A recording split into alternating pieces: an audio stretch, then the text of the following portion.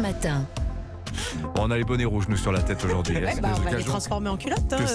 que ça, ou aux chaussettes aussi, hein, ça marche aussi très bien.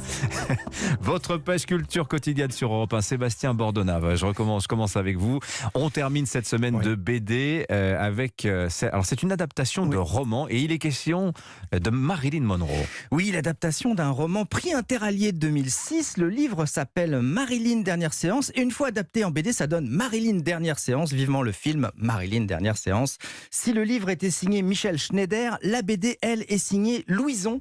Belle et forte personnalité que cette Louison, elle a le parler vrai et le crayon qui ne triche pas. C'est ce qu'il fallait pour raconter avec justesse les 30 derniers mois de la vie de Marilyn Monroe. C'est le sujet. Et c'est surtout l'occasion de raconter l'histoire véridique de la relation ni sexuelle ni amoureuse entre Marilyn et son psy. Il s'appelle Ralph Grinson. C'est aussi le psy de Frank Sinatra et de Tony Curtis. Ah oui, belle clientèle. Hein. Voilà.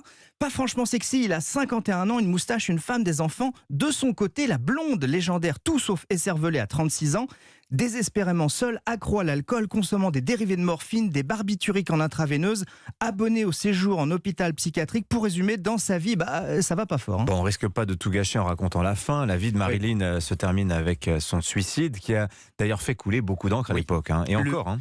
Exactement. Le livre, comme la BD, laisse peu de place au doute. Hein. Ce qui a tué Marilyn, c'est une énième tentative de suicide, cette fois couronnée de succès. Le psy sera la dernière personne à voir Marilyn vivante et la première à la découvrir morte. On l'a même un peu soupçonné d'ailleurs parce que leur relation débordait allègrement le cadre psychologique classique. Coup de fil en pleine nuit, Marilyn restait parfois dormir chez son psy après des séances alors que toute la famille était là. Elle fait même la vaisselle dans la cuisine. Marilyn, elle laisse du Dom Pérignon dans le frigo, ça on sait jamais. Bref, la distance normalement requise a vite volé en éclats. Effectivement, Au-delà de l'histoire trouble entre ces deux-là, du tragique destin de l'actrice, le dessin et l'ambiance de la BD nous plongent dans un huis clos passionnant à vivre. On découvre une Marilyn à l'opposé de la pin-up qu'on connaît tous. Marilyn, elle a jamais été sereine de toute sa vie. Elle a connu 57 maisons en 35 ans. Ça fait des déménagements.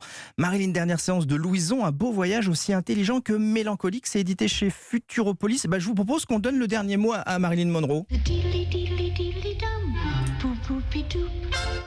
Vous m'avez donné envie. Marilyn Dernière Séance, d'après le livre de Michel Schneider, fait par Louison. C'est chez Futuropolis. Futuropolis. Grand classique. Alors, s'il vous plaît, pas Tintin ni Astérix. Franquin, Les Idées Noires, Gottlieb et Dingo Dossier. Excellent choix. Ça se trouve encore. Merci beaucoup, Sébastien Bordona. Allez, la musique, Stéphanie Loire. Aujourd'hui, une sélection de titres à écouter pendant cette période de fête de Noël. Chaque année apporte son lot d'albums et de chansons de Noël. Certaines deviennent des incontournables et hantent nos playlists de fête jusqu'à la fin des temps. Pardon, c'est plus fort que moi. Quelques notes de ce tube de Maria Carey. Voilà, point trop d'infos, vous allez l'avoir dans la tête pour la journée. C'est un cadeau de la part de la rédaction d'Europe 1. Quels seront les futurs incontournables de Noël 2022 ? Voici ma sélection et quelques éléments de réponse. Celle qui a vendu plus de 65 millions d'albums, récolté une quinzaine de Grammys et qui est l'une des plus grandes artistes féminines de R&B et de soul, c'est Alicia Keys, qui vient tout juste de publier un album dédié aux fêtes de Noël intitulé Santa Baby. Santa Baby, just slip a sable under the tree for me. Been an awful good girl, Santa Baby. Il s'agit du tout premier album de Noël d'Alicia Keys et de son premier disque en tant qu'artiste indépendante produit sous son propre label Alicia Keys Records. Voilà, un autre titre à placer très haut dans sa playlist de fête, cette fois interprété par Bryan Adams. Et ce n'est pas le premier coup d'essai de Bryan Adams en la matière. En 2019, déjà, il publiait des versions remasterisées des chansons de Noël. Cette année, il sort Let's Get Christmas Going, accompagné d'un clip dans lequel des enfants habillés en petits lutins préparent les cadeaux en vue du 25 décembre. Un titre entièrement sponsorisé par le Père Noël, évidemment.